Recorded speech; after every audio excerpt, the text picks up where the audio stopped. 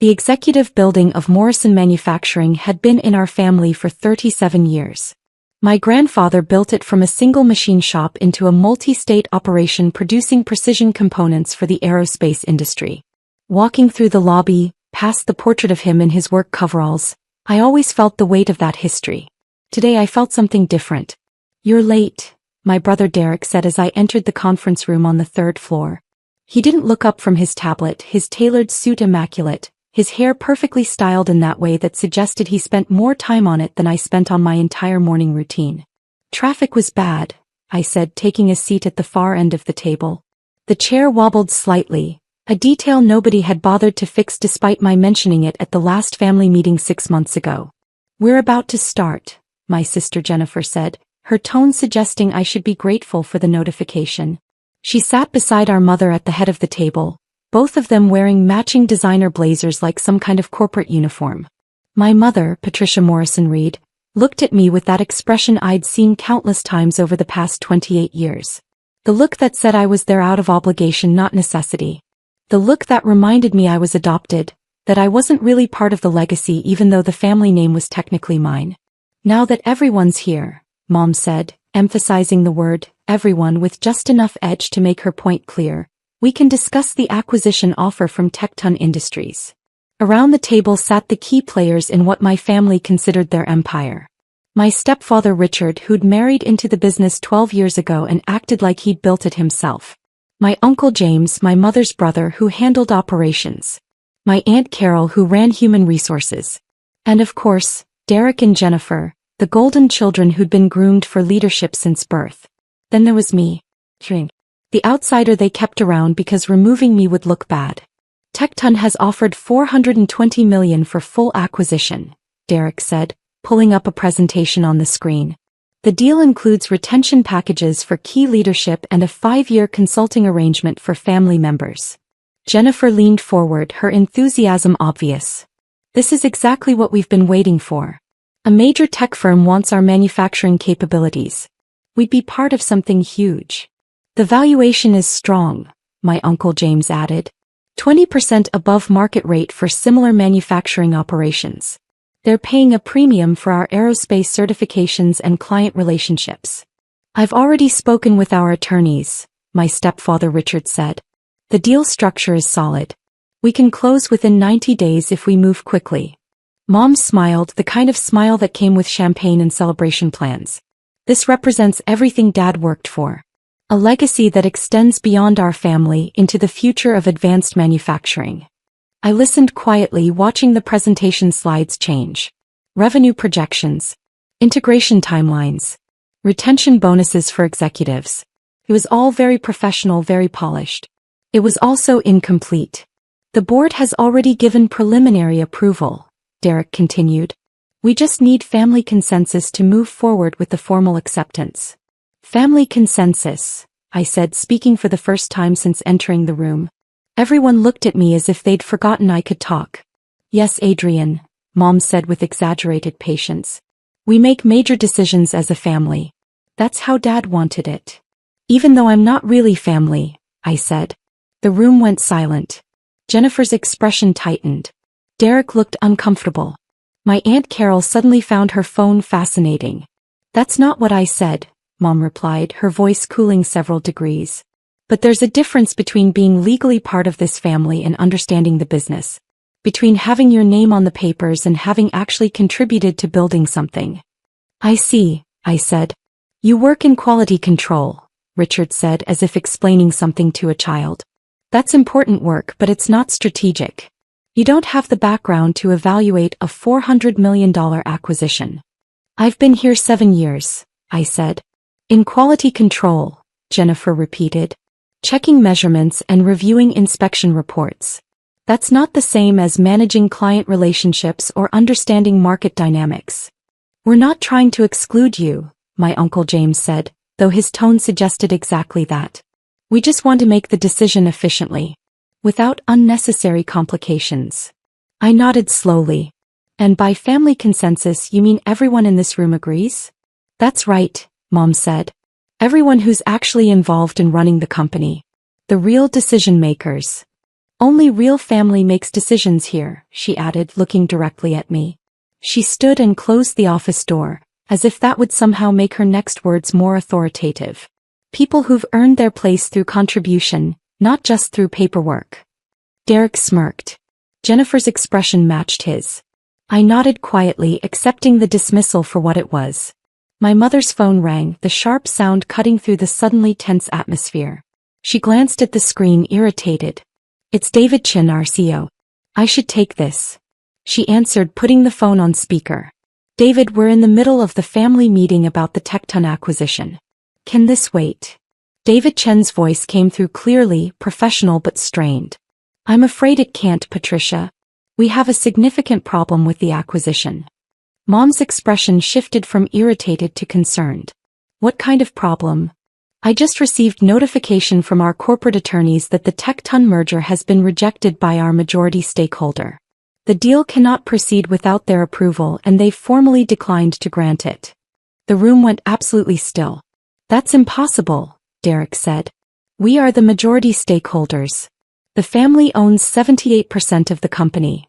That information is incorrect, David said carefully. Or rather, it's outdated. Your family collectively owns 29% of Morrison Manufacturing. The majority stake is held by a separate entity. My mother's keys, which she'd been holding, dropped onto the table with a metallic clatter. What are you talking about? We own this company. My father built it. We've always been majority owners. That was true until approximately 5 years ago, David said. At that time, a private investment firm called Axiom Holdings began purchasing shares through various private transactions. The purchases were all properly documented and filed with the corporate records, but they were structured in a way that didn't trigger consolidated reporting requirements. Richard grabbed the phone. Who owns Axiom Holdings? There was a pause on the other end. When David spoke again, his voice was even more careful. That information is contained in the corporate filings, but I think it would be better if we discuss this in person. I can be there in 20 minutes. Tell us now, Mom demanded, her composure starting to crack. Another pause. Axiom Holdings is wholly owned by Adrian Morrison Reed. The silence that followed was so profound I could hear the air conditioning humming through the vents. Derek stood up so fast his chair rolled backward. That's insane. Adrian doesn't have that kind of money. Where would he get the capital to buy 50% of a manufacturing company? 71%, David corrected quietly. Axiom Holdings currently owns 71% of Morrison Manufacturing. Jennifer's face had gone pale. This is a mistake. Some kind of clerical error. It's not an error, I said quietly. Everyone turned to look at me. It's accurate. I own 71% of the company through Axiom Holdings. I've owned majority control for 3 years now. My mother sat down slowly as if her legs wouldn't support her anymore. How? Grandfather's trust, I said. When he died, he left equal trusts to all his grandchildren. Derek got one, Jennifer got one, and I got one. They matured when we each turned 25. That trust was $2 million, Derek said. You can't buy 71% of this company with $2 million. You're right, I said. But $2 million can be invested. Can be grown. Grandfather set up my trust differently than yours. Yours were liquid assets, immediately accessible when you turned 25. Mine was invested in a growth portfolio managed by his personal financial advisor, with instructions that it couldn't be touched until I was 25, and then only for securing my future in the family business. I pulled out my own tablet and connected it to the conference room display. Financial documents appeared on the screen. By the time I turned 25, that trust had grown to $42 million. I used it as collateral to secure loans, which I used to begin purchasing shares in the company. Every purchase was legal, properly documented, and filed with the corporate records. Why didn't we know about this? My Uncle James demanded. Because nobody looked, I said simply. Every transaction was in the public corporate filings. Every share purchase was documented. Every change in ownership structure was recorded properly. You just never thought to check who was buying because you assumed nobody outside the family would be interested in acquiring shares. You lied to us, Jennifer said, her voice rising. You've been pretending to be some low-level quality control worker while secretly buying the company out from under us? I didn't lie about anything, I said. I do work in quality control. I've been there for 7 years, learning every aspect of how this company operates. What products we make, which clients we serve, where our processes work and where they fail. I never pretended to be anything other than what I am. Mom found her voice, though it came out strained. You deliberately deceived us. Working in that department, acting like you were just another employee. I am an employee, I said. I'm also the majority owner. Those things aren't mutually exclusive. Richard pointed at the financial documents still displayed on the screen. Where did you get the money for the loans? 42 million wouldn't be enough to acquire 71% of this company. You're right, I said.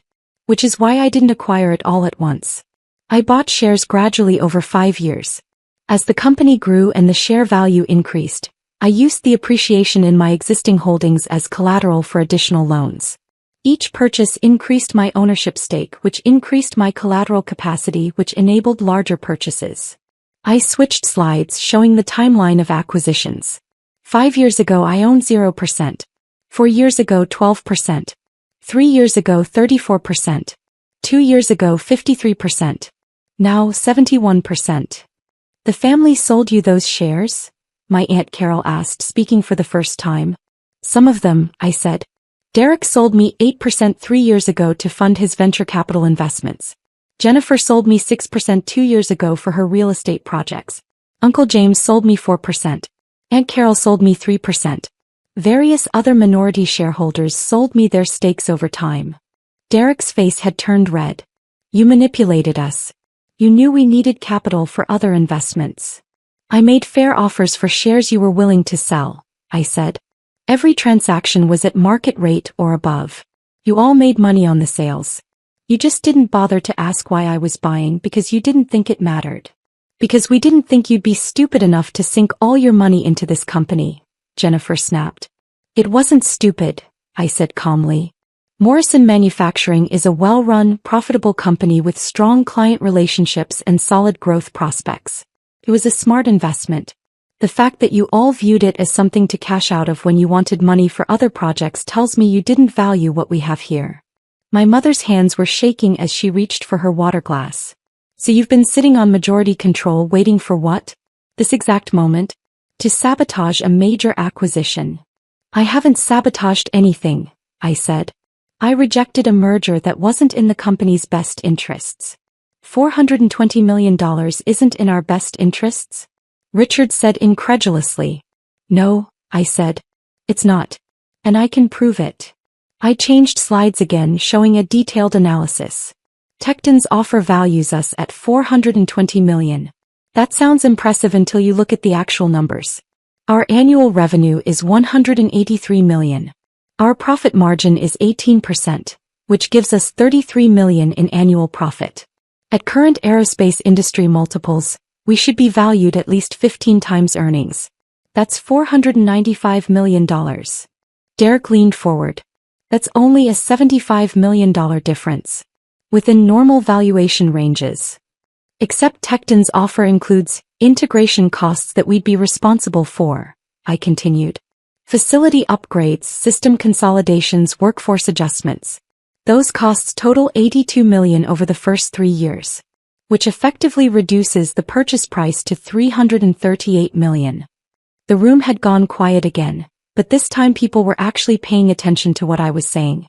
Furthermore, I said, Tecton's retention packages for key leadership total $42 million over 5 years. But those packages only go to corporate officers, not to working employees. The people who actually make our products, who maintain client relationships, who ensure quality standards. They get nothing except the uncertainty of new ownership. I switched to another slide. Most significantly, Tecton's integration plan calls for consolidating our 3 manufacturing facilities into 2 within 18 months. That means closing the Ohio plant, which employs 347 people. People who've worked for this company for decades in some cases. People who've built their lives around these jobs. My Aunt Carol looked uncomfortable. Corporate consolidation is normal in acquisitions. It's how companies achieve efficiency. It's also how companies destroy the culture and expertise that made them valuable in the first place, I said. Our Ohio facility has the highest quality ratings of all our plants. It has the most experienced workforce. It has the longest client relationships. Closing it would save money on paper while destroying institutional knowledge that took decades to build. You're being sentimental, Mom said, but her voice lacked its earlier certainty. I'm being practical, I said. I've worked in quality control for 7 years. I've visited every facility multiple times. I've talked to the workers on the floor, the supervisors, the technicians. I know which plants are genuinely efficient and which ones just look good on spreadsheets. The Ohio plant is the heart of our operation, and Tecton wants to cut it out because it doesn't fit their geographic strategy. Jennifer crossed her arms. So you're rejecting a $400 million deal because you're worried about a plant closure? That's emotional, not strategic. I'm rejecting an undervalued deal that would harm the company's long-term prospects while enriching executives at the expense of workers, I said. That's not emotional. That's understanding what actually makes this company valuable. David Chen's voice came through the phone again. We'd forgotten he was still on the line. If I may add something, Patricia. Adrian has been raising these concerns with me for the past 6 months. He's requested detailed operational analyses, client retention studies and workforce impact assessments. His objections to the Tecton deal are well documented and thoroughly researched. Mom stared at the phone. You've been discussing this with Adrian? Behind our backs. I've been discussing it with your majority shareholder, David said carefully. As the CEO, I have a fiduciary duty to keep the principal owner informed of major corporate actions. Adrian has that right. We're the family, Richard said, his voice tight.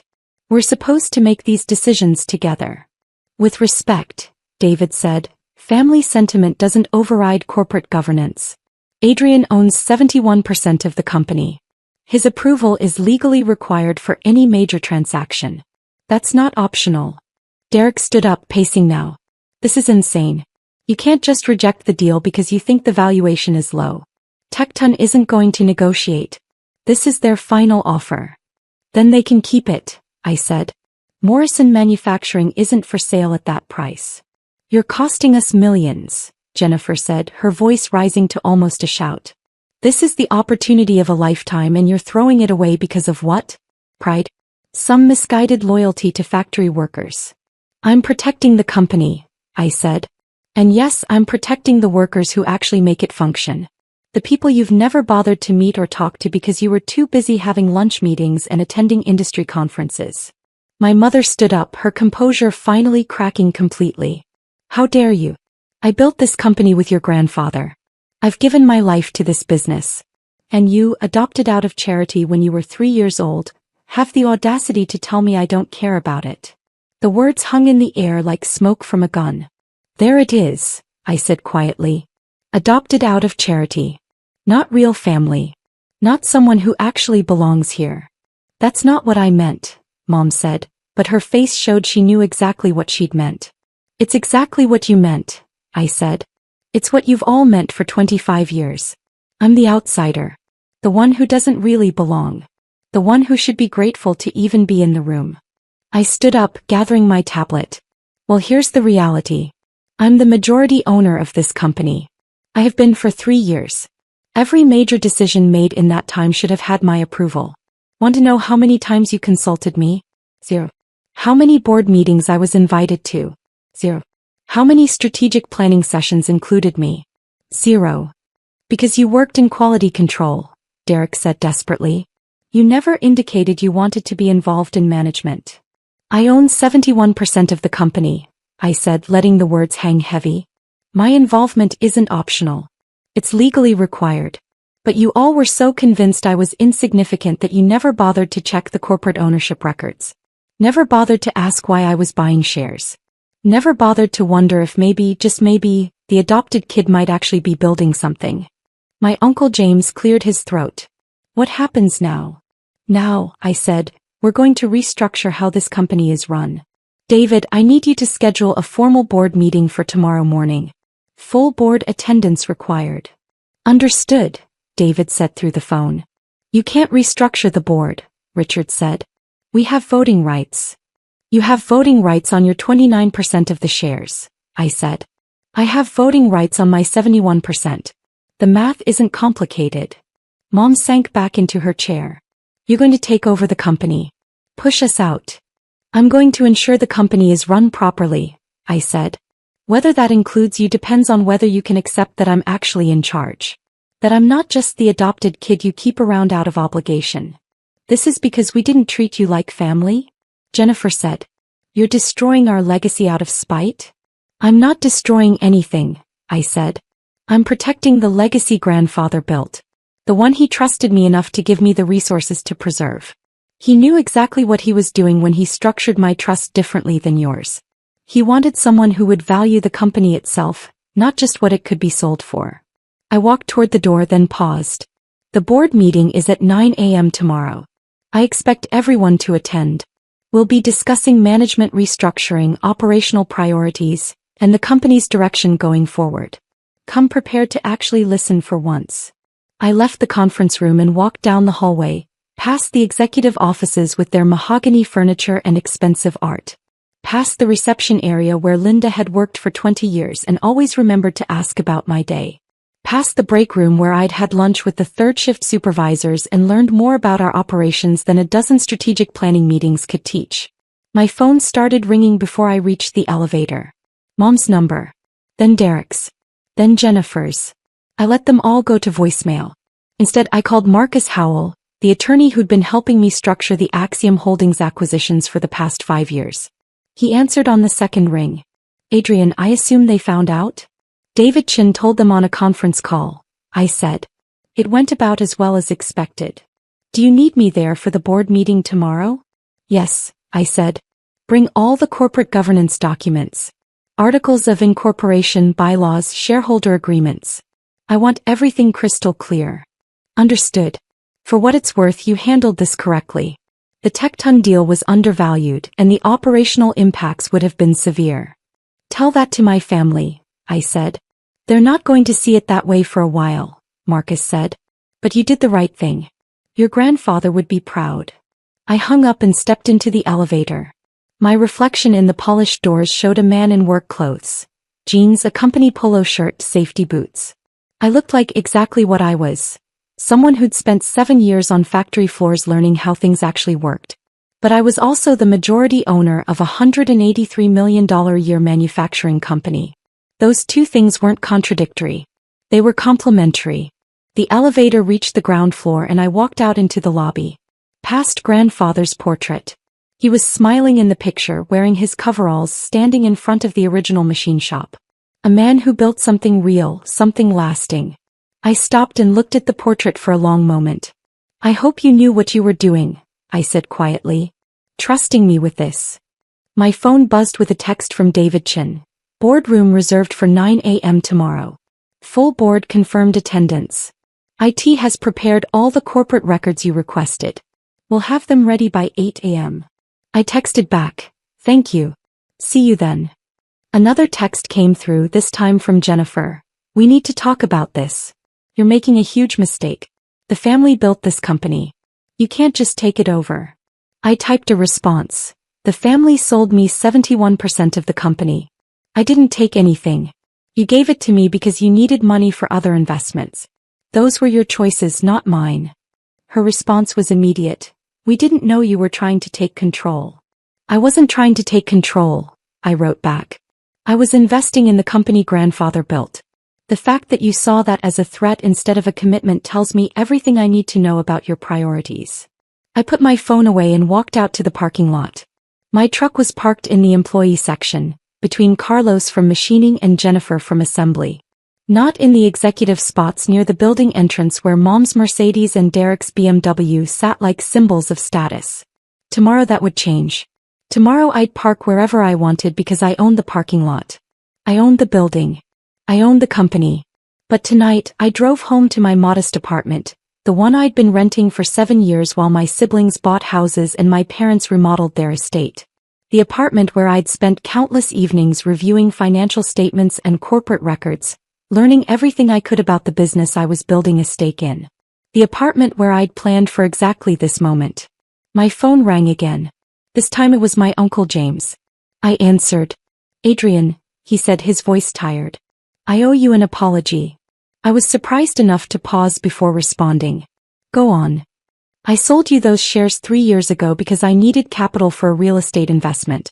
I thought I was just liquidating a small part of my holdings to someone who'd overpay for them. I didn't realize you were building a position. I should have asked questions. Would it have changed anything? I asked. He was quiet for a moment. Probably not. But I would have treated you differently if I'd known. These past few years, the way we've excluded you from decisions, the way Patricia talks about you not being real family, I should have said something. Why didn't you? Because it was easier not to, he said honestly. Because challenging Patricia means conflict and I avoided that. I'm sorry. Apology noted, I said. See you at the board meeting tomorrow. Adrian, one more thing. That Ohio plant you mentioned. I've been pushing to keep it open for 2 years. The efficiency studies all show it's our best facility. But Patricia and Derek kept insisting we needed to consolidate for cost savings. Did you tell them the quality data? Multiple times. They didn't want to hear it. They wanted the narrative of streamlining operations for the Tecton deal. Tomorrow we're going to have a very different conversation about operations, I said. One based on actual data instead of what makes for good press releases. After we hung up, I sat in my truck in the apartment parking lot for a long time, thinking about what came next. The board meeting tomorrow would be contentious. Mom would fight the restructuring. Derek and Jennifer would try to find legal challenges. Richard would make threats. But none of it would matter because I held 71% of the voting shares. The math was simple even if the emotions were complicated. My phone buzzed with one more message, this time from David Chin. Tecton just called. He heard their deal was rejected. He's not happy. Be prepared for them to go public with their disappointment. I texted back, let them. Anyone who does their research will see we rejected an undervalued offer. That's good business, not bad judgment. I looked up at my apartment building at the modest windows of my second-floor unit. Tomorrow I could afford to live anywhere. A mansion like my mother's. A penthouse like Derek wanted. Anything I wanted. But I'd stay right here in this apartment, because moving wasn't about money or status. It was about remembering where I started. About staying connected to reality instead of getting lost in executive office symbolism.